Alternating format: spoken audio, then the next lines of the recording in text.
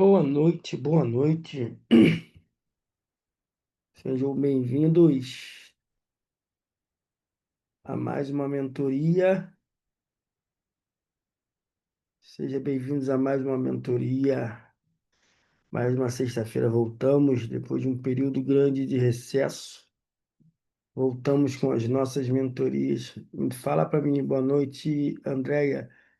Se vocês tá vendo e ouvindo bem, tá vendo a apostila? Fala para mim que nós vamos começar a mentoria. Está sim, então tá tranquilo, já vamos começar, tá? Boa noite a todos, feliz de estar de volta com as nossas mentorias sextas-feiras. Hoje eu vou falar de um assunto muito interessante, os assuntos, as mentorias que eu trago às sextas-feiras, essas mentorias eram às segundas-feiras, durante alguns anos eu fiz às segundas-feiras, mas nós mudamos por causa de alguns compromissos, mudamos para as sextas-feiras, às 19h15. Os temas das mentorias que a gente aborda aqui são temas que vão surgindo de dúvidas de alunos, de psicanalistas, de estagiários. As dúvidas vão surgindo e nós vamos realizando, criando as mentorias. Boa noite, doutora Elisete, tudo bem? Quanto tempo? E durante algum tempo eu observei que, deixa eu ver aqui um negócio aqui, que estava havendo uma dificuldade, né, para algumas pessoas nessa evolução dos pacientes, que todo mundo passa por isso, tá? Às vezes você está com um paciente e aparentemente para nós ele não está evoluindo, não está vendo mudança, não está vendo crescimento. Existem algumas coisas aí que interferem, algumas coisas que precisamos entender para que o paciente evolua. Então a mentoria de hoje é: meu paciente não tem evolução, o que fazer? Já vamos começar com essa frase aqui. Quando não há progresso aparente, há mensagens silenciosas esperando serem escutadas. Já vou copiar essa frase aqui para interagir. Quem já está aí, quem for chegando vai assistindo depois, né? Vamos lá. Quem quiser copiar. Quando não há progresso aparente, há mensagens silenciosas esperando para serem escutadas. Às vezes não tá, você no seu olhar de psicanalista, de terapeuta, aparentemente não está vendo evolução nenhuma, mas há um progresso, tá? Há mensagens silenciosas que querem ser escutadas. E muitas vezes parece que não há evolução, mas há evolução sim, tá? Vamos para a introdução. O dilema do estacionamento clínico. Isso aqui é muito importante, nós precisamos saber, nós, psicanalistas, terapeutas, psicanalistas em formação, entender isso. O dilema do estacionamento clínico. O que que é isso? Uma definição na visão psicanalítica. Na psicanálise, chamamos de estacionamento clínico aquele momento em que o processo analítico parece não avançar. Então, se chama estacionamento clínico. Os sintomas permanecem, os conteúdos inconscientes não emergem, e a fala do paciente entra em um ciclo repetitivo. Então, às vezes, você está atendendo e o processo analítico, a tua análise, as tuas técnicas, tarefas, parece que não tem avanço nenhum. Parece que os sintomas da ansiedade, depressão, de fobias continuam lá. Parece que os conteúdos estão guardados lá, você não consegue mais, de alguma maneira, fazer com que eles emerjam, fazer com que eles subam, para que eles apareçam. E o paciente está sempre nesse ciclo repetido. Como é que você está? Tudo bem, hoje eu estou bem, ontem eu acordei mal. E parece que não evolui. Então, para o olhar superficial, isso pode parecer o quê? Um fracasso da análise. Tem algumas vezes, alguns psicanalistas, alguns terapeutas, eles até desanimam, porque aparentemente não está, na sua visão, tendo evolução nenhuma. Parece que é uma coisa super. Num olhar, se você for olhar superficialmente, ele falou nada hoje, não comentou nada, parece que nada mudou. Mas não é assim. E muito se sente fracassado. Mas, para o olhar psicanalítico, trata-se de quê? De uma fase carregada de material latente. Lembra quando a gente fala de interpretação de sonhos, conteúdo manifesto e conteúdo latente? O conteúdo manifesto é aquilo que a pessoa fala do seu sonho. O latente é aquilo que ela não fala. Qual a nossa função?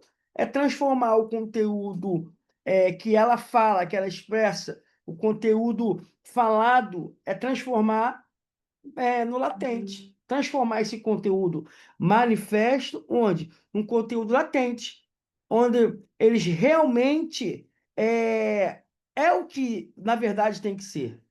Que o manifesto é o que a pessoa fala, o latente que está lá dentro. Qual a nossa função como psicanalista quando você vai trabalhar com interpretação de sonho?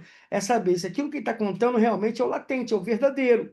Então, se você olhar para o seu paciente, muitas vezes, quando você acha que não está evoluindo, se você olhar com uma visão psicanalítica, você vai ver que ali, naquele estacionamento clínico, naquela parada dele, está cheio de material latente, ou seja, cheio de coisas que precisam ser extraídas dele. Essa estagnação, muitas vezes, está associada a quê? A mecanismos de defesa reforçados, resistência inconscientes profundas e padrões de repetição que precisam ser cuidadosamente investigados.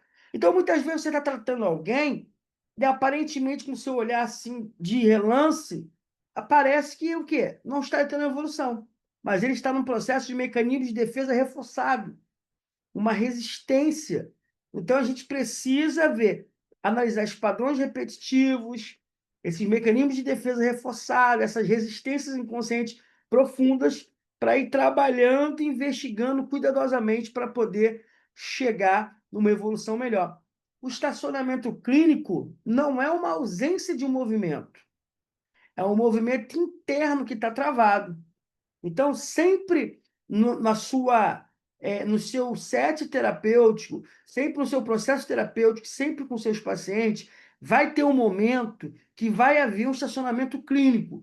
E você pode correr o risco de ficar frustrada, de ficar achando que eu não sou uma boa psicanalista, um bom psicanalista, não sou um bom terapeuta, eu não consigo evoluir. Não é conseguir evoluir.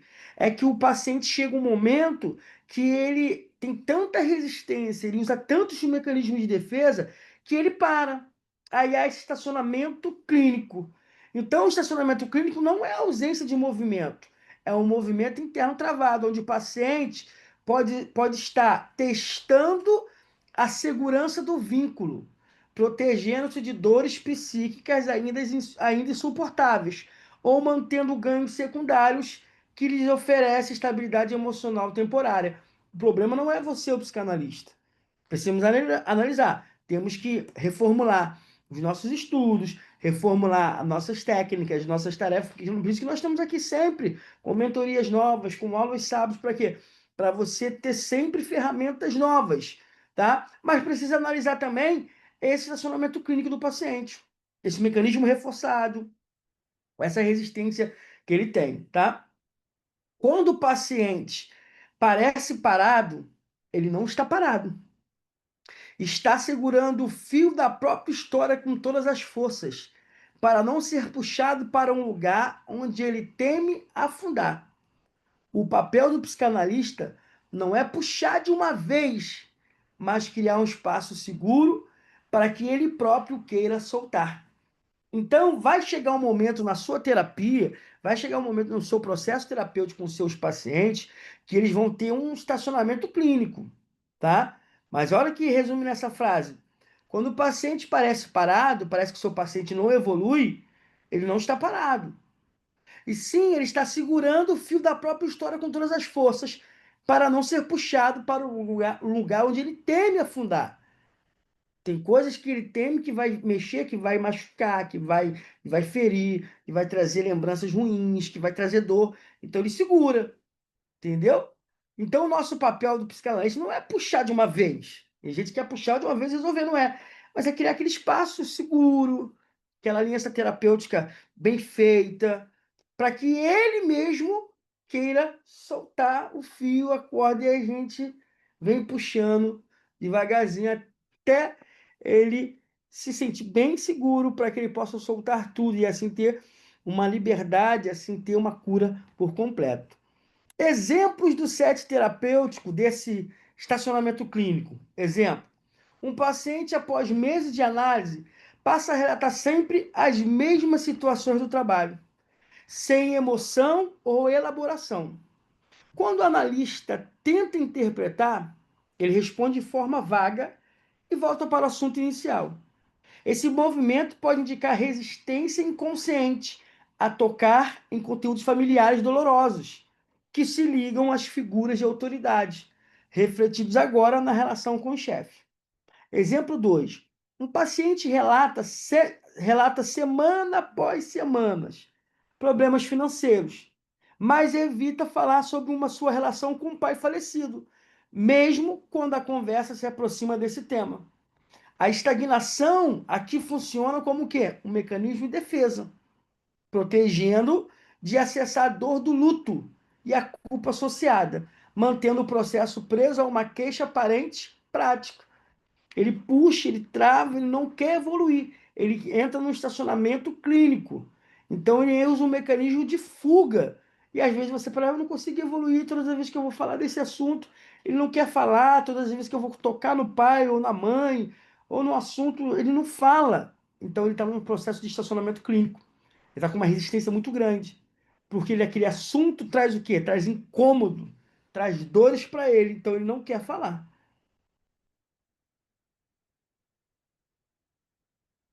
Leitura interpretativa para destravar o estacionamento clínico. Vamos trazer uma leitura interpretativa disso. Exemplo 1. Queixas repetitivas no trabalho. Ao contexto. O paciente retorna sempre aos mesmos relatos superficiais sobre conflitos com chefes, sem permitir aprofundamento. Olha uma leitura interpretativa possível. Percebo que sempre voltamos ao mesmo acontecimento no trabalho. Isso é o psicanalista falando. Talvez haja algo nessas situações que esteja lhe protegendo de olhar para uma dor mais antiga, possivelmente ligada a outras figuras de autoridade. É como se, ao falar sempre desse tema, estivéssemos caminhando em círculos para não chegar nesse ponto. Será que conseguimos na próxima juntos desse lugar? Aí, será que conseguimos nos aproximar juntos desse lugar? É uma leitura interpretativa possível. Objetivo: criar consciência sobre a repetição como defesa, vinculando o sintoma atual à raiz inconsciente, sem confronto brusco, mas convidando ao risco de explorar o que é evitado. Então, quando há uma repetição disfuncional, assuntos repetitivos do seu paciente, o que acontece? Ele está de fuga. Ele não quer falar realmente daquele assunto, porque o assunto do trabalho leva a assunto de autoridade, leva a assunto do pai. Então, ele não quer falar. Então, sempre. É por isso que é uma sensação para você, psicanalista, há uma sensação que não tem evolução. Poxa, o meu paciente não evolui. Também tem psicanalistas que ficam com medo, não sabem fazer evolução. Nós estamos aqui para aprender isso, entender que há evolução sim, mas que há um estacionamento clínico que você precisa quebrar isso, tá bom? Vamos lá, qualquer dúvida, manda aí. Exemplo 2. Problemas financeiros, como fuga do luto. É outra interpretação. Contexto: paciente insiste em falar apenas de dificuldades financeiras, evitando abordar a morte do pai e emoções associadas. Uma leitura interpretativa possível. Notei que quando nossa conversa se aproxima do tema do seu pai, rapidamente voltamos aos problemas financeiros. Pode ser que falar de dinheiro esteja funcionando como uma forma de se proteger de algo mais doloroso. Talvez exista uma conexão que ainda não conseguimos olhar juntos, mas que pode ser importante para entendermos o que realmente está travando. Objetivo: desvelar o uso do tema seguro, que é dinheiro, como barreira para acessar conteúdos dolorosos, luto e culpa, validando a defesa, mas incentivando a abertura gradual. resistência e repetição, motor invisível da estagnação. Então, nós temos que entender agora nesse processo que, meu paciente não evolui. Existe resistência e existe repetição. Só que isso é o motor invisível da estagnação. Nós falamos agora de estacionamento clínico, vamos falar agora de resistência e repetição. Porque a resistência e a repetição na psicanálise é esse motor invisível que dá essa estagnação para o paciente, dá essa estagnação na consulta, no processo terapêutico. Então, na psicanálise, chamamos de resistências o quê? O conjunto de forças inconscientes que atuam para impedir que conteúdos dolorosos, reprimidos ou ameaçadores venham à consciência. O que é essa resistência que o paciente tem? Ele resiste porque ele não quer que o seu inconsciente traga o quê? Dores, conteúdos dolorosos, conteúdos que ele reprimiu, que ele guardou, conteúdos ameaçadores que venham para a consciência dele. Então, essas forças surgem o quê? Como um mecanismo de autoproteção do seu ego, da sua consciência, evitando que o paciente entre em contato com lembranças, fantasias e sentimentos que geram ansiedade, vergonha ou culpa. Então, essa é a resistência, que é o motor invisível da estagnação. Agora, a repetição. Por sua vez, é o modo pelo qual o inconsciente insiste em reviver padrões e experiências passadas, mesmo que prejudiciais, numa tentativa de quê? Corrigir simbolicamente algo que não foi elaborado. Freud chamou isso de compulsão à repetição. O sujeito retorna incessantemente ao mesmo tipo de situação, relação ou discurso, como se estivesse preso a um roteiro invisível. Quando resistência e repetição se encontram, aí forma o quê? Esse motor silencioso da estagnação clínica. O paciente parece falar, mas não se movimenta. Vive situações novas, mas sempre com a mesma estrutura psíquica. O conteúdo muda de roupa, mas a essência permanece igual. Então, ele junta uma resistência de não mexer em assuntos dolorosos e ele junta uma repetição, que ele vai, sempre cai no mesmo assunto. Então, é o quê? A resistência à repetição é esse motor invisível que causa o quê? Estagnação na evolução do paciente. O paciente não evolui, não toma decisões, não vai para frente. Então, nós temos que aprender a quebrar essa repetição, a quebrar essa resistência, essa estagnação clínica que sempre tem. A resistência é como uma porta trancada. A repetição é como dar voltas no mesmo corredor. O paciente acha que está caminhando, mas só circula entre paredes conhecidas. Nosso papel não é arrombar a porta, mas mostrar que há outras chaves e que o caminho novo vale o risco. Então, quando o paciente está nesse estacionamento clínico, que ele entra nessa estagnação de resistência e repetição, ele começa a estagnar. Então, nós temos que mostrar para ele que a resistência vai ser sempre para ele o quê? Uma porta trancada que ele não vai poder passar. E a repetição dos mesmos assuntos vai fazer com que ele dê voltas, voltas, voltas, no mesmo tempo, e não ache um caminho para a mudança. Então, o nosso papel não é insistir, quebrar, arrebentar, arrombar a porta. Não é. O nosso, então eu vou ficar com culpa, eu não consigo, ele não evolui, ele não repete, ele é resistência. Não, não é ficar com culpa. É criar novas técnicas, novas ferramentas, novas chaves para poder quebrar essa porta, quebrar essa resistência. Não existe mentes impenetráveis. Existem chaves erradas. Temos que ver qual é a chave que nós estamos usando para tentar abrir essa mente e mostrar para ele que ter outras chaves é um caminho que vale um risco de mudança. Tem caminhos que vale você arriscar. Tem caminhos que não vale você arriscar. Mas tem caminhos, se falando de saúde mental, emocional, há caminhos que podem valer um risco bom, porque é um risco de mudança. É um risco de qualidade de vida.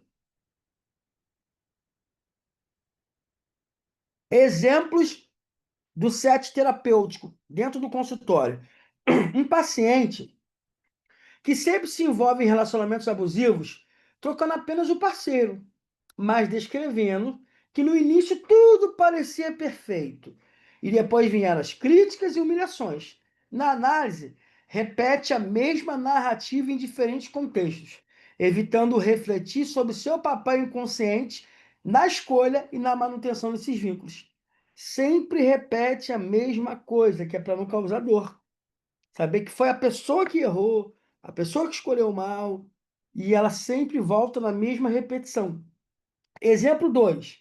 Um paciente que, ao relatar conflitos familiares, utiliza o mesmo tom e frequência e sequência de acontecimentos há meses.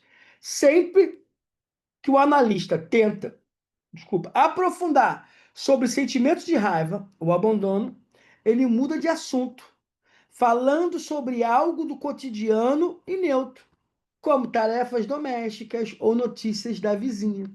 Uma leitura interpretativa de resistência e repetição na prática clínica. Vamos lá? Exemplo: relação abusiva repetidas. Paciente troca de parceiro, mas vive sempre o mesmo ciclo de idealização, crítica e humilhação. Olha uma leitura interpretativa possível que nós, psicanalistas, podemos fazer. Percebo que, mesmo com pessoas diferentes, a história se repete de maneira muito parecida. É como se inconscientemente você estivesse seguindo um roteiro já conhecido. Talvez tentando mudar o final que ficou mal resolvido no passado.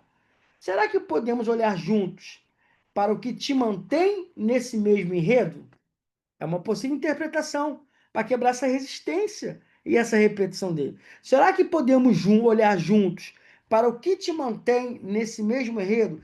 Tem pessoas que você conhece há anos, é sempre o mesmo enredo. Ela só troca de roupa, ela só troca de lugar, só troca de pessoas. Mas é sempre, não, porque não deu certo por isso, depois começou isso, mas ela não muda o enredo. Nosso papel é fazer com que ela enxergue que há outros contextos, que há novos enredos, que há novas histórias, e não aquilo, porque a repetição é sinal de quê? De estagnação, que a pessoa não quer mudar. Aí entra a repetição e a resistência, a pessoa não quer, porque aí vai causar dor nela.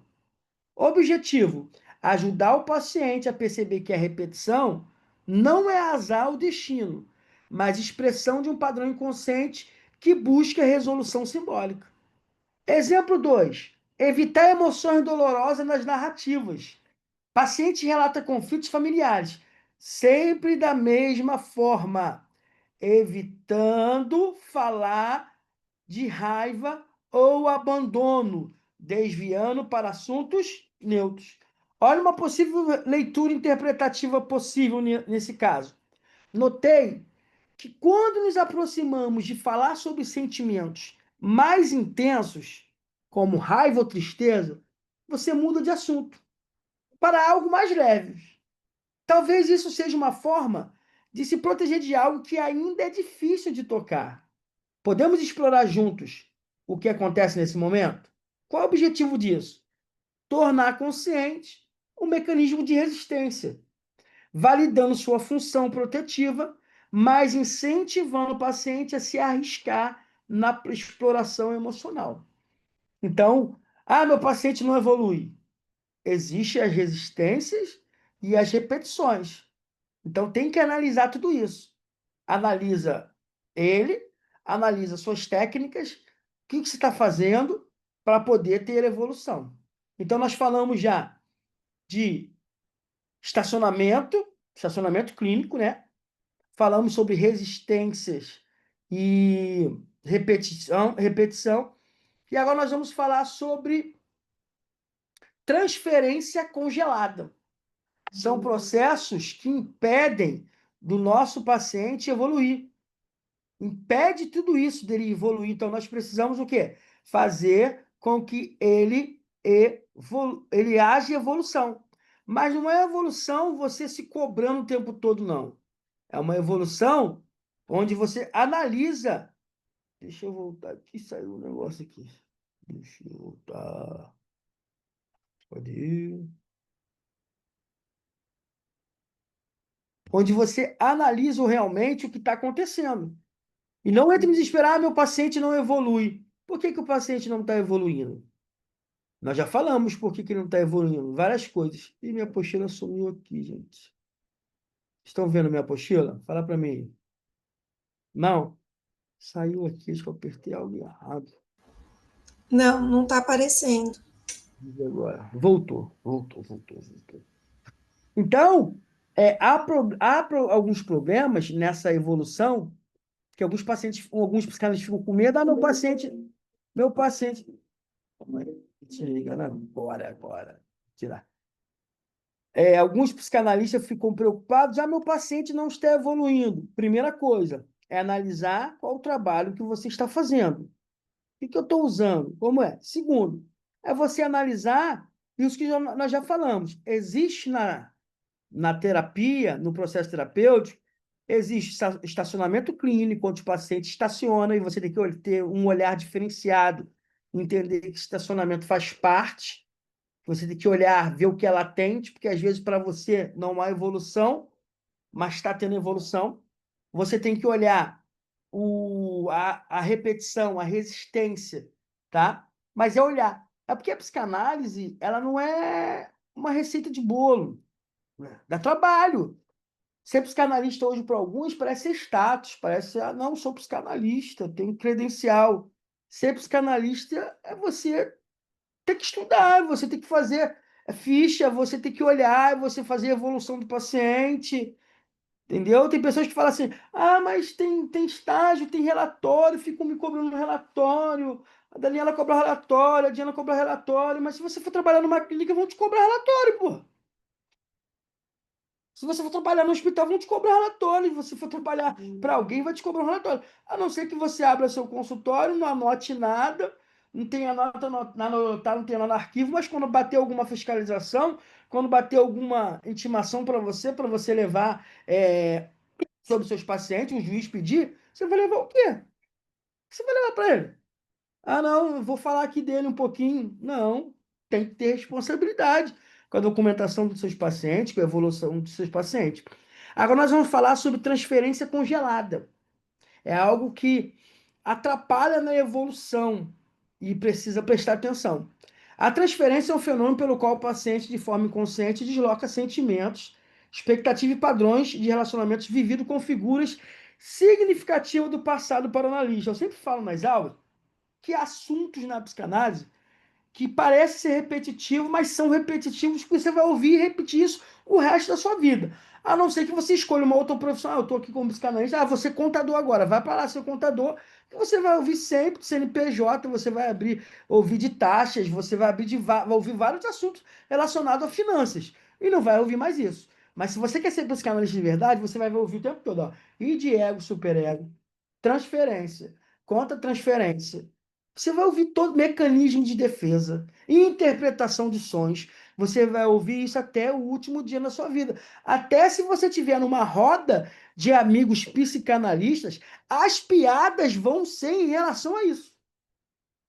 A não ser que você não ande com eles. Eu tô, às vezes, com alguns e falo assim: abriu o ID, hein? Abriu o ID seu, hein? Ó, tá fazendo transferência, hein? Preste atenção. Então, a roda de conversa é isso. Então, transferência é esse processo de forma inconsciente que nós fazemos, psicanalista faz, paciente faz, estudante faz, filhos fazem, todo mundo faz isso. É transferência, você transferir sentimentos, expectativa, padrões em figuras do passado significativos para o analista. O que é isso? Ela é o motor vivo da análise, pois permite que conteúdos inconscientes se atualizem na relação terapêutica. Sempre falei isso. Transferência tem que haver no set terapêutico, vai haver. A transferência pode ser positiva, e aí vai ser muito bom, que vai permitir com que seu paciente emerja os seus conteúdos inconscientes, voltado para você, mas aí você vai trabalhar com isso, e existe a transferência negativa, onde ele vai fazer uma transferência negativa de uma figura que foi muito ruim para ele, para você. Vai te dar mais uma resistência, mas dá para quebrar tudo isso. Não pode, muitas vezes, o psicanalista ficar, meu paciente não evolui, eu não sei o que fazer, eu não sei o que escrever, eu não sei o que falar. Tem psicanalista que o analisando dele, o paciente dele tá comandando a consulta dele, tá comandando ali o set dele. Parece que é o paciente que faz as perguntas, o paciente que faz as análises com ele. Tá na hora de você incorporar em você o papai Freud em você. Não, quem manda aqui sou eu, dentro do set terapêutico sou eu. Contar um negócio para vocês, às vezes, algumas coisas que vai parecer que é soberba, vai parecer que é nariz em pé, mas não é. É posicionamento. É você ser a autoridade. Essa semana eu estava na escola, aí existe alguma direção que tem uma dificuldade, né? É muita coisa também e não te avisa nada. Aí entrou uma senhora na minha sala e falou assim para mim: Bom dia, eu sou a mediadora do Matheus e do Gabriel. O Matheus e o Gabriel estão no 8º ano. Eu dou aula para o Matheus e para o Gabriel desde o sexto. Eu já conheço o Matheus e o Gabriel. Todas as limitações, todos os problemas cognitivos, motores dos dois. São irmãos. Aí ela falou assim: Boa tarde. Eu sou a mediadora do Matheus e do Gabriel. Eu falei: Boa tarde. Seja bem-vindo. Quando o professor está na sala de aula, se chama regência. Quem tem a regência de aula sou eu, da sala. Diretor, para entrar, ele tem que bater na porta e pedir licença para mim. Ele não pode sair entrando. O diretor ético, ele não tira aluno nenhum da sala de aula. Ele fala: Boa tarde, professor Michel. Eu posso pegar o aluno tal para eu conversar aqui na secretaria? É assim que eles pedem. Tem que ser assim. E se eu falar não, espera um pouquinho que eu estou dando a matéria, tem que ser depois. Ela entrou e falou assim: Boa tarde, eu sou a mediadora do Matheus e do Gabriel. Eu falei: Boa tarde, fica à vontade. Ela: E como é que eu faço com os dois? Eu falei: Você acabou de falar que você é mediadora deles. Se vira e dá seu jeito. Falei assim mesmo para ela. Aí ela se ligou, prestou atenção. Não foi soberba minha. Eu quis mostrar para ela que quem manda na sala sou eu. Ela chegou se apresentando. Sou eu. Falei: O que que eu faço? Então, aí eu não sei se você é mediadora que a prefeitura enviou. Se vira, dá seu jeito aí. Aí ela ficou sem graça. Eu falei: Eu voltei, vamos fazer assim então, ó. Coloca o Gabriel na esquerda, sua mesa no meio e o Matheus na direita. Aí você consegue mediar os dois. Ela: Vou fazer isso. Porque eu voltei, eu ia deixar ela sozinha se virando. Eu voltei para deixar a sala em harmonia. Então, tem lugares que você vai precisar se posicionar. Vai ter paciente que você pode até deixar ele comandar um pouco, mas vai ter paciente que você vai ter que se posicionar. Uma vez uma paciente virou para mim e falou assim: Olha só, chama meu marido aqui para conversar, chama meus filhos para falar para eles que eu sou ansiosa, para falar para eles que eu tenho depressão. Eu falei assim: Ó, a hora que eu achar necessário chamar alguém da sua família, eu vou chamar. Mas quem comanda a terapia sou eu. Falei para ela na hora. Nunca mais ela me pediu isso. Pode falar, doutora Daniela. Dani, abriu a... Bem, só para complementar, abriu o áudio. Estão me ouvindo? Só para Então, complementar aqui, quando a gente tem que se impor, muitas vezes a gente atende colegas, tanto psicanalistas quanto psicólogos, e alguns até a gente tem que falar assim: olha, mas aqui o terapeuta sou eu, você é o analisando, você é o paciente, você é o cliente. Porque muitos, às vezes, chegam, né, com essa imponência. Eu sou psicólogo. Outros não, outros eu sei porque eu atendo tanto psicólogos quanto psicanalistas. E alguns chegam e até começam a discutir, e até outras profissões, onde conhece um pouco, já passou por várias terapias, começam a discutir até sobre técnicas, sobre ferramentas, mas isso daí é de onde? É do quê? Por que que usa? Então, e em contrapartida, tem alguns psicólogos que você fala: você entende o que eu estou falando? Você faz sentido? E ele, sim, muito e tal, porque sabe de onde a gente está buscando. Por que eu estou falando isso? Muitos, às vezes, psicanalistas ficam com medo de atender, recusam por conta disso, de se impor numa sessão, né? Para poder ali, e aí fala assim: ah, como que eu vou atender? Tá um frio na barriga atender um colega, ele vai me julgar. Não, não vai. E se julgar, o problema está nele, não está em você. Verdade. Se procurou ajuda, que o consultório é seu. As técnicas, se ele procurou ajuda, você que tem que incomodar. Comandar, tirar esse medo, esse negócio de tem pessoas que falam, ouve falar num psiquiatra, num psicólogo, parece que treme. Vamos levantar essa psicanálise, gente. Fiquei preocupado, é por isso que eu estou trazendo essa mentoria de hoje. Meu paciente não evolui, todo paciente evolui. Nós temos que saber o que está acontecendo. Se está tendo estagnação, se está tendo um congelamento, se está tendo. Aí tem que analisar, tá? Voltando, na transferência congelada, esse movimento ocorre, mas não se desenvolve. O paciente estabelece um vínculo fixo, estável e seguro, mas evita que esse vínculo seja campo de elaboração e transformação. É como se a relação analítica se mantivesse num ponto confortável demais, nem hostil, nem profundamente íntima, impedindo que afetos intensos e conflitos venham à tona. Essa congelagem pode servir como defesa contra o medo de reviver traumas emocionais, contra a possibilidade de frustração com o analista ou até contra o risco de se sentir dependente. Embora pareça harmonia, muitas vezes é uma estagnação disfarçada de estabilidade. Você não pode, como psicanalista, a palavra não é pode, quando fala pode, não entra na cabeça de psicanalista. Você não deve tomar essa transferência congelada, essa estagnação disfarçada de estabilidade. Porque se não está havendo evolução, tem que ver onde está, onde estagnou isso. Então, o paciente faz isso. Ele faz uma transferência congelada. Não, tá bom aqui, não vou mexer mais nada, não vou falar mais nada, eu vou ficar quieto na minha. Então tem que analisar isso. Pensamento. A transferência congelada é como um lago cristalino que de tão parado já não tem vida. O paciente sente que está seguro ali, mas é justamente a ausência de correnteza que impede a chegada de nova margem. Não, tá tudo tranquilo ali, eu não vou mexer em nada. Vou ficar quieto. Aí parece que não tem evolução, nem para ele, nem para você.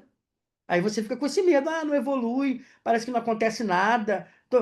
Tem que acontecer e acontece sempre. Exemplo no set terapêutico. Um paciente chega sempre no horário, fala de forma educada, relata seu dia sem emoção e concorda com quase tudo que o analista diz, não é assim que acontece? Não, tá bom, é verdade.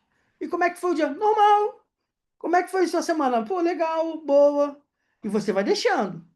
Vai deixando. Nunca demonstra frustração, raiva ou discordância, mantendo o clima de cordialidade eterna, que bloqueia o surgimento de material transferencial mais profundo.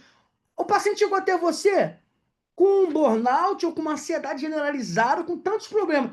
Aí em 2 sessões já está tudo bem, aí já não quer falar mais nada para você, aí você deixa.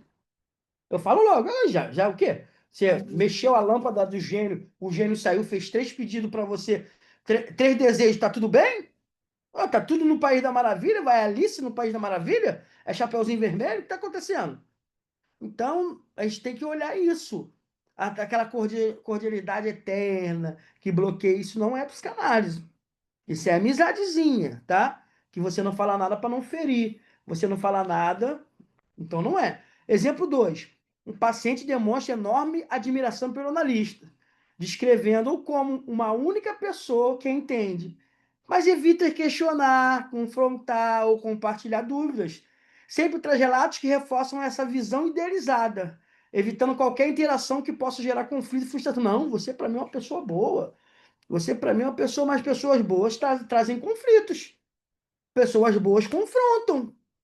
Pessoas boas querem mudança. Vamos para uma leitura interpretativa de transferência congelada. Deixa eu ver se chegou uma mensagem aqui, deixa eu ver. Muito bom. A Daniela botou que eu atendi um que falou 2 sessões seguidas. Tudo que perguntava era normal. Perguntei o que era normal, descobri um padrão de mecanismo de defesa sobre o que é normal para você. Às vezes o normal é tiro, porrada e bomba. O que é normal para você? Há vários tipos de normalidade, né? Às vezes o cara acha normal ele, sei lá, sair batendo em todo mundo. Pra ele, não, como é que tá? Como é que tá? Tá tudo normal. Eu arrebentei uns 13 essa semana.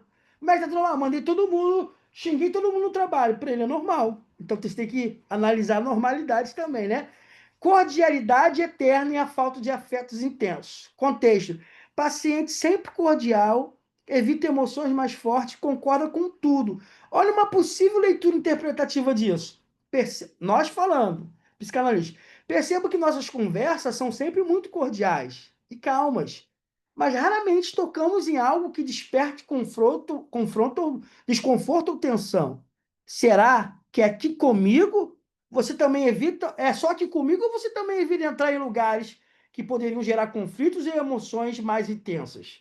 Talvez isso diga algo importante sobre como você se protege nas relações. O objetivo disso: convidar o paciente a reconhecer que a harmonia excessiva pode ser uma defesa contra o contato com afetos profundos, abrindo espaço para experimentar novos registros emocionais na relação analítica. Então, nós temos que analisar tudo isso para poder ajudar o nosso paciente. Por isso que muitas vezes não é evolução, porque você também entra nessa estagnação dele. Exemplo 2: a idealização do analista e a ausência de questionamento.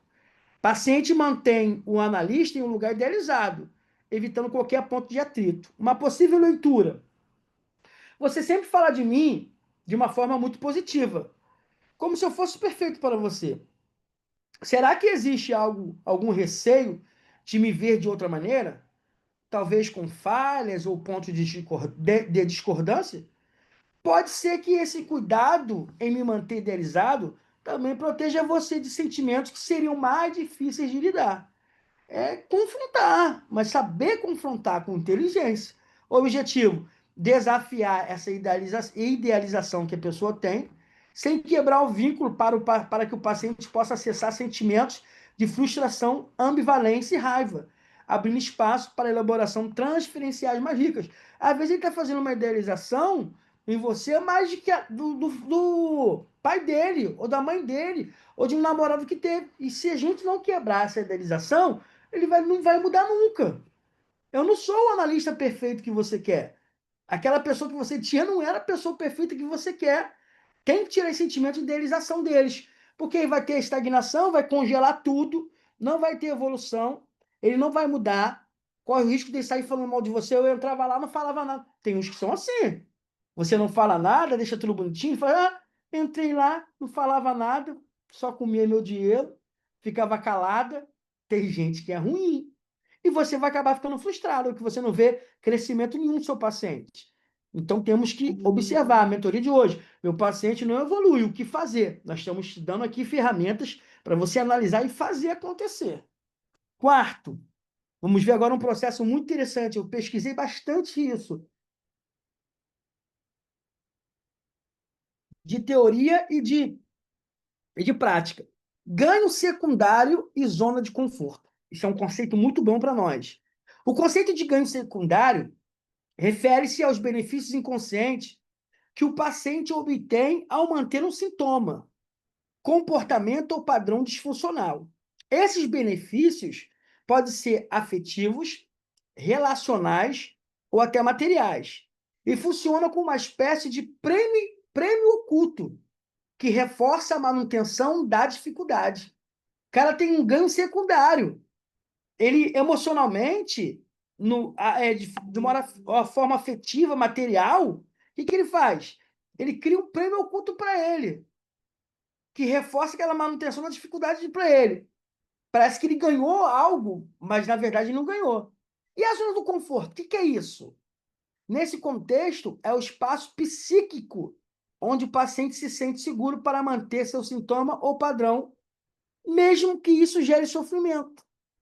A zona de conforto é uma defesa contra o desconhecido e o risco da mudança, pois o familiar, mesmo doloroso, é previsível e controlável. Na clínica psicanalítica, compreender o gancho secundário é fundamental para não confundir resistência com mero obstáculo. ele revela a função adaptativa que o sintoma cumpre na vida psíquica do paciente. Então, nós temos que entender isso. O conceito de ganho secundário refere-se ao benefício inconsciente que o paciente mantém do seu sintoma, do seu comportamento e do padrão. Já viu aquilo assim? Que a pessoa fala assim: não, eu tenho diabetes, eu tenho pressão alta, não porque minha mãe teve, meu pai teve. Isso é um ganho secundário, parece que é um prêmio oculto para ele. Parece que é algo que ele faz de prêmio, que aí reforça aquela manutenção da dificuldade que ele tem. Não porque minha mãe era depressiva, sabe? Minha mãe era. Né, eu tive uma prima que se suicidou, por isso que eu tenho essa vontade, às vezes, de tirar minha vida. Isso é um ganho secundário que ela acha que tem, que alguns benefícios inconscientes vai manter esse sintoma dela, esse comportamento. A gente precisa quebrar isso. Essa zona de conforto que as pessoas sentem, psicanalista não foi feito para deixar ninguém em zona de conforto. Psicanalista foi feito para tirar a pessoa da zona de conforto para ela viver uma vida livre, mas não de zona de conforto. Ah, não, eu tô com depressão aqui, eu tô com ansiedade aqui, mas eu vou controlando, né? A família já teve, não é porque sua família teve que você tem que ter. Aí não há evolução, cai todo mundo em frustração. Cai paciente, cai psicanalista. Olha só, pode falar, Rosângela. Levantou a mão e pode falar. Cadê a Rosângela? Cadê a Essa Rosângela? parte do ganho. Boa noite, boa Boa noite. noite. Essa parte do ganho secundário aqui, do prêmio, né? Que a pessoa, a família tem doença, eu tenho que ter, é aquela história, né? Parou na minha mãe, não vem para mim. Os Isso aí. negócios, os problemas parou nela. E em mim não vai acontecer isso, né? É esse tipo, é isso mais ou menos que É isso. essa matéria que você está É falando? isso. Parou A pessoa acha, nela. a pessoa É acha que está tendo um porque ganho. parece até o efeito Gabriela, né? Eu nasci Isso. assim, eu vou morrer assim. Não, não é assim, porque eu tenho uma amiga que ela, eu cheguei para ela e falei sobre isso, garota. É porque tua mãe teve furuco, que você vai ter furuco, que tua filha vai ter furuco. Para com isso. Isso não é assim desse jeito, não. Porque tem pessoas que idealiza isso, coloca na mente, né, certas doenças e adquire de tanto falar, passa a ter, Verdade. né? Então, é essa, Verdade. isso aí é isso, ganho secundário, né? É isso. Entendi, é É isso. isso. Então, Essa frase agora. parou na minha descendência, na minha descendência não, parou na minha mãe, a minha descendência não vai ter. Não, aí é sua decisão. Aí, essa frase aqui agora vai resumir o que você falou, o que nós falamos. Ó, o sintoma pode ser um cárcere, mas também um lar. Tem pessoas que ela se pega no seu sintoma. É meu ganho secundário. Não. Eu sei que eu sou ansiosa porque, poxa, já passei por isso. Então, aquele sintoma, além de ser um cárcere, é um lar. O paciente sabe, mesmo que inconscientemente, que perder esse lar pode significar o vazio do abandono e a incerteza do novo. Nosso desafio como psicanalista é ajudá-lo a vislumbrar uma nova morada, onde a dor existe, mas não seja prisão. A pessoa pega o ganho secundário como se fosse um lar, como se fosse um prêmio. Se sair daquilo, ela sente vazio, a incerteza do novo. Vamos tirar ela desse lar, desse ganho secundário, dessa zona de conforto, e levar para um novo lugar, uma nova morada. Aí vai ter evolução, sim. Aí vai ter. Exemplo do set terapêutico. Olha só o exemplo. Paciente com crise de ansiedade intensa, que ao ficar doente, recebe cuidado constante da família. A melhora representaria o quê? A perda desse cuidado especial, gerando medo inconsciente de ficar sozinho. Exemplo 2. Paciente com dificuldade para trabalhar, que mantém um sintoma depressivo leve, que justifica o afastamento das responsabilidades profissionais, evitando o medo do fracasso e da exposição. Então você vê que esse ganho secundário, precisamos quebrar esse ganho secundário e essa zona de conforto dos nossos pacientes. Agora eu vou te dar 7 técnicas para lidar com gancho secundário e zona de conforto, alinhadas com a visão da psicanálise e a prática clínica eficaz. Primeiro, Primeira técnica para quebrar esse ganho secundário, essa zona de conforto e tirar esse paciente da estagnação e ter uma evolução. Exploração delicada dos benefícios ocultos. Aplicação. Incentivar o paciente a refletir sobre o que ganha ao manter sintomas sem julgamento. Exemplo, perguntar: o que é essa dificuldade? O que é essa ansiedade? O que é essa dor? O que essa depressão trouxe de positivo para a sua vida? Fazer ele refletir. Explorar delicada dos benefícios ocultos. Exploração delicada. Começa a explorar. O que você está ganhando com isso? O que isso traz de benefício para a sua vida?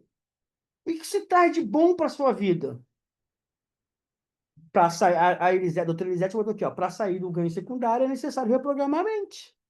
É isso aí. Técnica 2. Construção de novos significados. Essas técnicas é para você reprogramar a mente dele. Segunda técnica, construção de novos significados. Aplicação. Ajudar o paciente a ressignificar o sintoma, mostrando possibilidades diferentes para a sua função psíquica. Exemplo. E se essa ansiedade que hoje te prende pudesse ser entendida como alerta para algo que merece atenção? Construção de novos significados. Terceira técnica, trabalho com a ansiedade da mudança. Olha a aplicação. Reconhecer e validar o medo que acompanha o abandono da zona de conforto. Exemplo, sei que sair do que é conhecido é assustador, mas podemos caminhar junto nessa transição. Quarta técnica, ampliação da consciência corporal e emocional. Aplicação. Usar técnicas de atenção plena, Mindfulness, tem lá no YouTube, Mindfulness para psicanalista, para o paciente perceber sensações e emoções associadas aos sintomas. Exemplo, exercício de respiração para identificar quando o sintoma se manifesta e o que ele fala. Quinta técnica, intervenções interpretativas sobre resistência e ganho. Aplicação. Apresentar interpretações que evidenciem o ganho secundário, ajudando o paciente a reconhecer seu papel. Exemplo. É possível que inconscientemente essa dificuldade esteja mantendo algo importante para você, mesmo que isso traga sofrimento. Sexta técnica, planejamento de pequenos passos para a mudança. Aplicação, estimular ações graduais que desafiam a zona de conforto sem gerar ansiedade excessiva. Exemplo, propor que o paciente tente uma pequena mudança no cotidiano e traga experiências para análise. Quinta técnica, fortalecimento do vínculo terapêutico como suporte. Aplicação, reforçar que o consultório é um espaço seguro para experimentar riscos emocionais. Exemplo, aqui, consultório, podemos testar juntos o que é novo, com cuidado e sem pressa. 7 tarefas para você. Aquelas foram as técnicas para você usar. Agora, 7 tarefas para você usar com seus pacientes que estão presos na zona de conforto e no ganho secundário. Primeira tarefa: diário de reflexão sobre benefícios e prejuízos. Pode ser o áudio também de reflexão. Peça ao paciente que, durante uma semana, anote situações em que perceba algum benefício ou prejuízo ligado aos sintomas ou comportamento. Incentive a identificar sentimentos associados a esses momentos. Segunda tarefa, mapeamento de resistência. Na sessão, auxilie o paciente a listar as situações, pensamentos e emoções que ele evita. Trabalhe com ele para compreender o que está por trás dessa evasão. Terceira tarefa, experiência gradual de mudança. Sugira pequenas mudanças no dia a dia, como variar uma rotina ou assumir uma nova responsabilidade, para romper a zona de conforto, sem causar ansiedade excessiva. Solicite que traga as impressões para análise. Quarta tarefa, exercício de atenção plena, mindfulness. Oriente o paciente a praticar exercícios simples de mindfulness, como respiração, né? Concentração plena, focado em sensações físicas e emocionais associadas ao sintoma. Incentive a observar sem julgamentos. Quinta tarefa, elaboração de metas terapêuticas conjuntas. Proponha que o paciente defina objetivos claros e realistas para o seu processo analítico, incluindo o enfrentamento da resistência. Reavalie esses objetivos periodicamente. Sexta tarefa: discussão sobre medos da mudança. Explore medos, fantasias e possíveis perdas associadas ao abandono do sintoma ou comportamentos funcionais. Valide essas emoções mostrando empatia. Sétima tarefa: uso de metáforas para ressignificação. Utilize metáforas que simbolizem a transformação, como sair do casulo ou atravessar a ponte, para ajudar o paciente a imaginar a possibilidade de mudança. A verdadeira evolução. Calma aí. A possibilidade de mudança. Esse uso da metáfora eu uso muito junto, sabe com o quê? Respiração, mindfulness, meditação guiada de hipnose, leve. Pede para ele parar, respirar. E você vai conduzindo, ó. Olha agora a ponte. Imagine que do outro lado da ponte tem coisas novas. Mas há uma dificuldade para atravessar. Vamos atravessar junto? Aí você vai guiando ele, respira. Vai guiando ele até o outro lado. Isso é muito importante, tá? São 7 tarefas para você tirar seu paciente da zona de conforto e do secundário. Eu te dei 7 técnicas e te dei 7 tarefas. Lembrando que técnicas é para você usar sem falar para ele. E a tarefa você pode ir trabalhando, uma tarefa 15 dias, um mês, outra tarefa vai trabalhando com ele. A verdadeira evolução do paciente acontece quando o psicanalista aprende a escutar não só o que é dito, mas também o silêncio que protege. É nesse espaço que o real movimento começa, onde reside a esperança de transformação.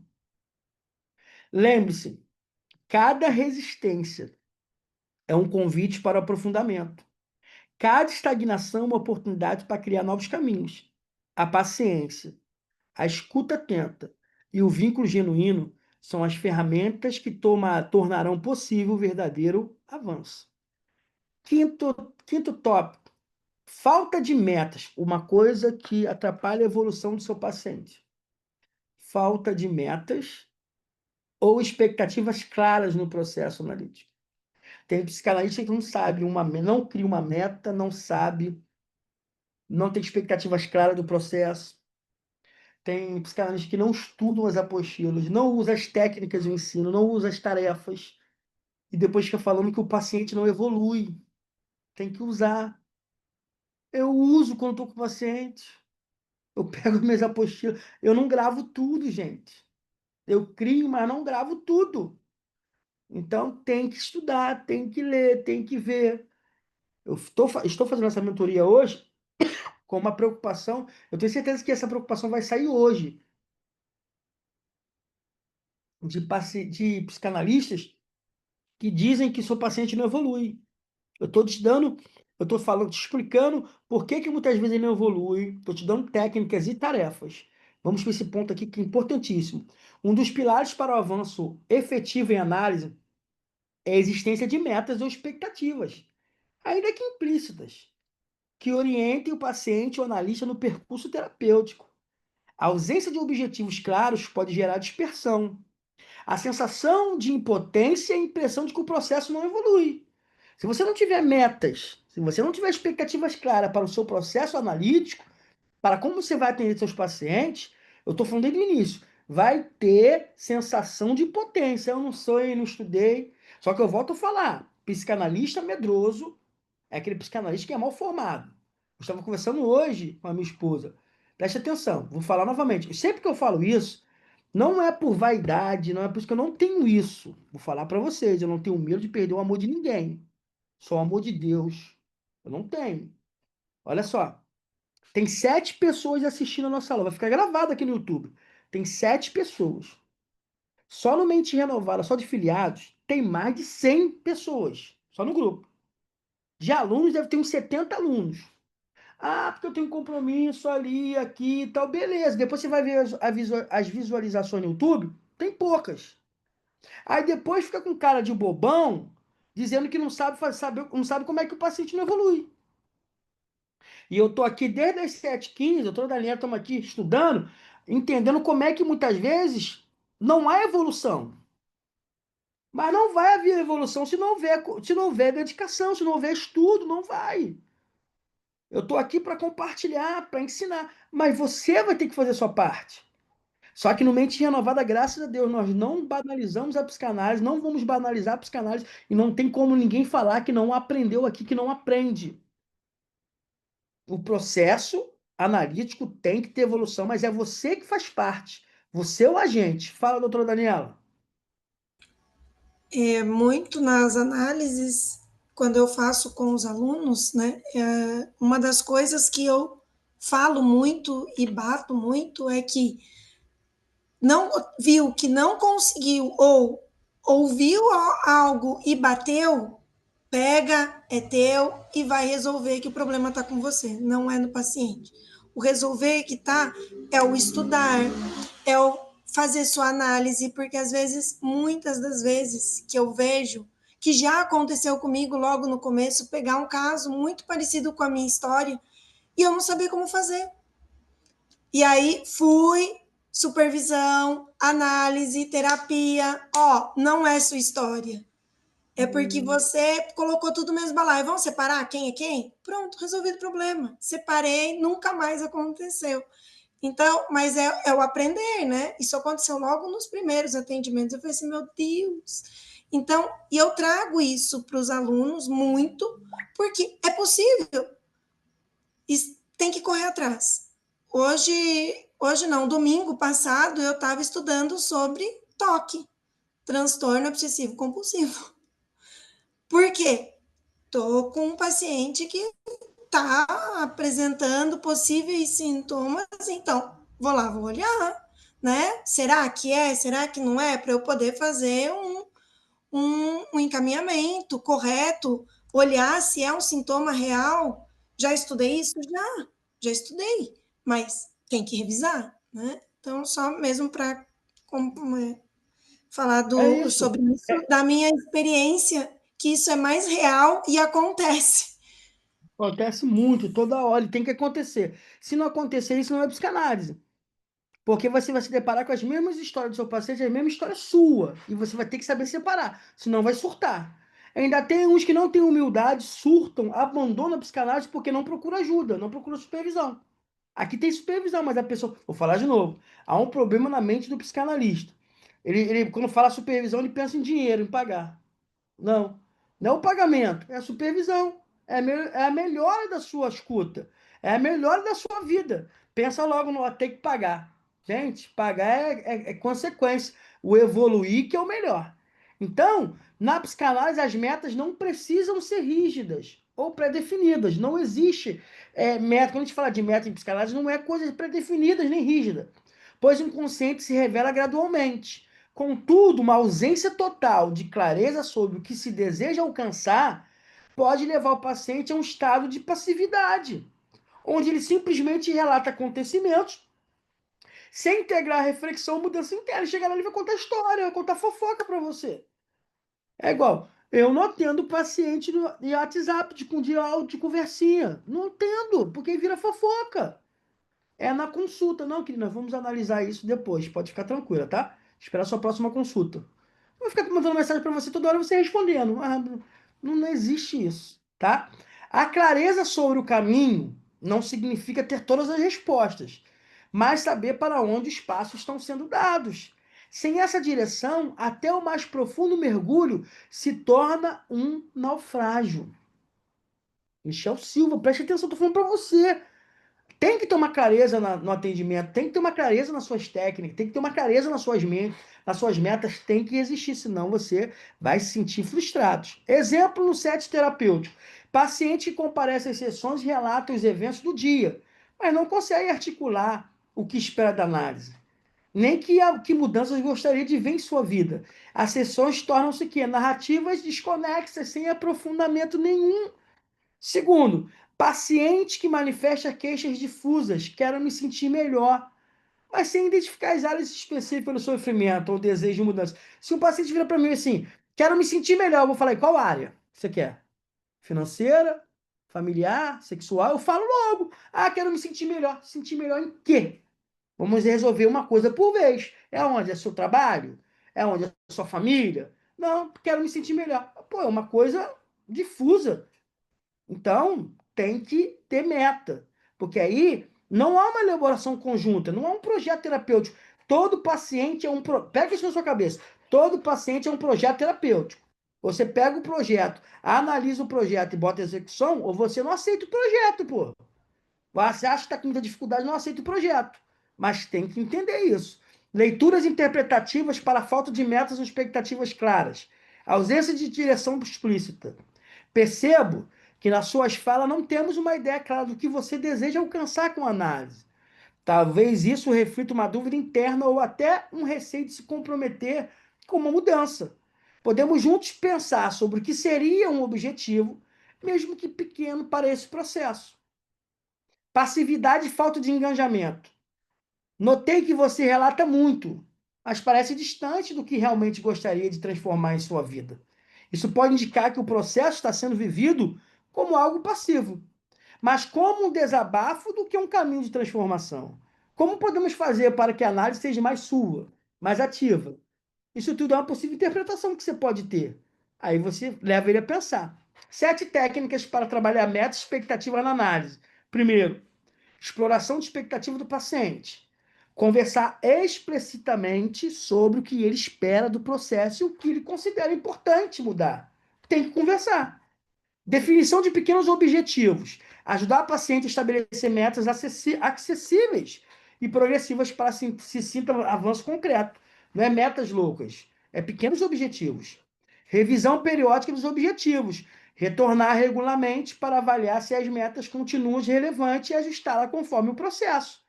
Trabalho com contrato terapêutico flexível. Propõe um acordo aberto sobre o ritmo e os objetivos, permitindo adaptação. Uso de perguntas reflexivas. Incentivar o paciente. Cadê? Incentivar o paciente a pensar sobre suas motivações e bloqueios. Por exemplo, o que te impede de se comprometer com sua mudança? Hein? Resiste de conquista e dificuldades. Incentivar o paciente a anotar avanços e desafios para trazer análise. 7. Incentivo à protagonização do processo. Estimular o paciente a assumir a responsabilidade ativa em seu percurso terapêutico, fortalecendo a autonomia. O que acontece muitas vezes é que o paciente quer que a responsabilidade somos nossas. A responsabilidade não é nossa, é dele. Nós temos todos os dias que focar para ele que tem que ter responsabilidade de mudança. Chega para mim e fala assim: doutor, eu vim aqui para você me mudar. Eu falei: pode parar, que eu não vou te mudar nada. Eu vou extrair de você as ferramentas para a sua mudança estar dentro de você. Se eu não conseguir extrair de você, não vai ter mudança. As ferramentas para a tua cura não estão nas minhas mãos. Vou apenas abrir e trazer as suas ferramentas. O processo é seu, não é meu. Os meus já foram resolvidos. Os que não foram resolvidos precisam ser resolvidos. É assim que você tem que atender seu paciente. Exemplos clínicos para técnicas de meta-expectativa. Exploração da expectativa. Paciente que responde: não sei exatamente o que espero, só sei que quero me sentir melhor. O analista pergunta: pode me dizer um pouco mais sobre o que você se sente, o que se sentir melhor, o que é se sentir melhor? Significa para você no dia a dia? Me fala melhor. Quero me sentir melhor. Mas e o que você quer sentir melhor? Fala para mim. Definição de pequenos objetivos. Paciente e analista combinam. Vamos trabalhar, por enquanto, para que você consiga expressar suas emoções mais difíceis durante as sessões. Revisão periódica. Após algumas semanas,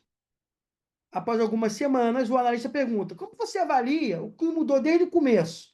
Que começamos a focar nesse objetivo. Quer ajustar algo? Contrato terapêutico flexível. O paciente sente pressionado e diz que precisa diminuir a frequência. O analista propõe: podemos reduzir as sessões por um tempo e ver como você se sente com isso. Perguntas reflexivas.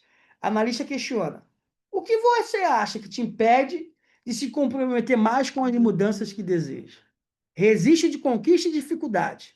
O paciente recebe o desafio de anotar momentos em que conseguiu agir diferente do habitual e trazer essa expectativa para análise. Incentiva a prota-organização.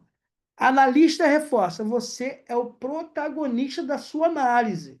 O que você quiser explorar ou modificar, esse espaço é seu para isso. Então, nós temos que fazer isso. O processo analítico é uma jornada onde o paciente e o analista caminham juntos, mas o passo que dá o ritmo é daquele que ousa escolher a direção. Definir metas é como acender faróis que iluminam esse caminho, mesmo na escuridão do inconsciente. Se não tiver metas, expectativas, não vai haver evolução e vai haver, sim, frustração. Ajustes de técnicas quando o silêncio fala mais alto. O silêncio é uma ferramenta clínica poderosa na psicanálise, muito além das simples ausências de fala. Ele pode funcionar como um convite para o paciente mergulhar em seu mundo interno, uma pausa que favorece a emergência do inconsciente. O ajuste da técnica refere-se à habilidade do analista em perceber o momento em que o silêncio deve ser usado estrategicamente para criar um espaço onde o paciente se sinta desafiado a buscar dentro de si respostas e emoções ainda não elaboradas. Esse uso consciente a buscar dentro de si respostas às emoções ainda não elaboradas. Esse uso consciente do silêncio pode interromper padrões repetitivos, resistências e mobilizar conteúdos psíquicos importantes. Então, tem que ter um ajuste da técnica. Quando o seu silêncio, é o silêncio do analista, fala mais alto. Tem hora que você vai ter que mostrar silêncio para ele entender.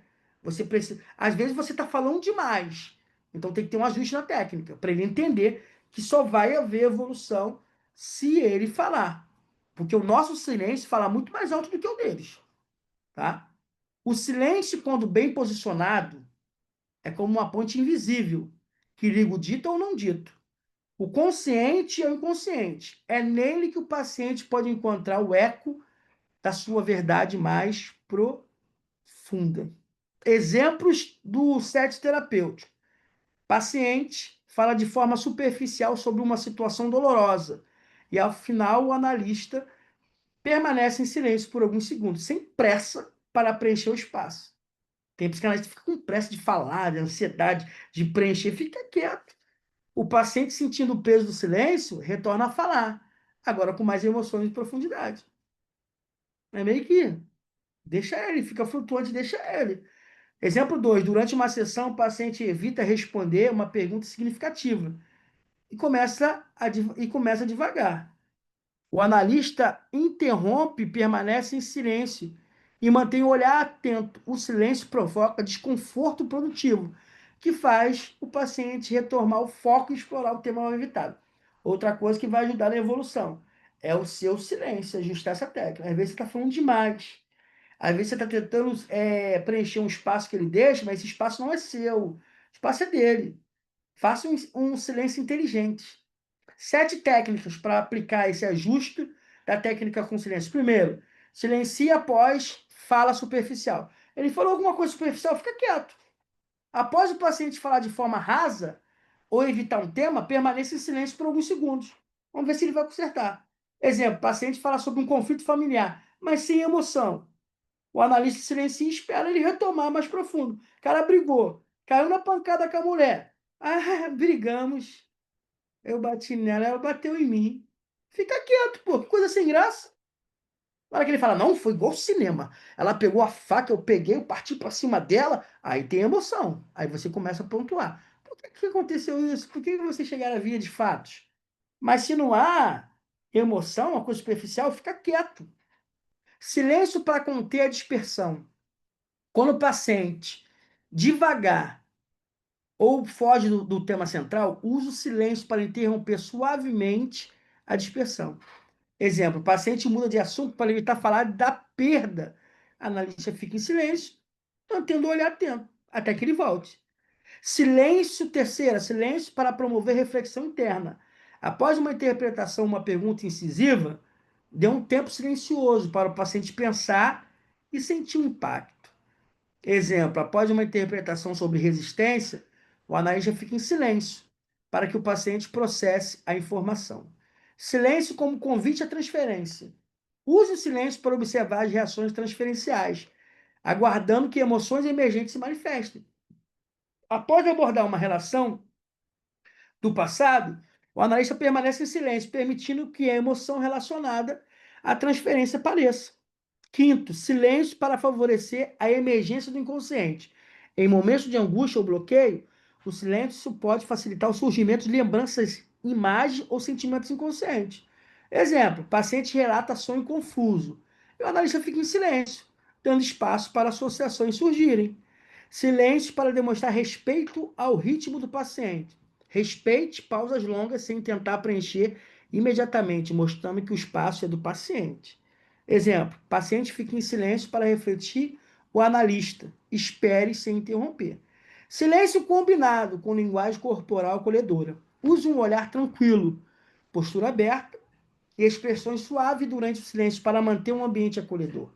Exemplo, o analista silencia, olhando com atenção e empatia, facilitando a segurança emocional do paciente.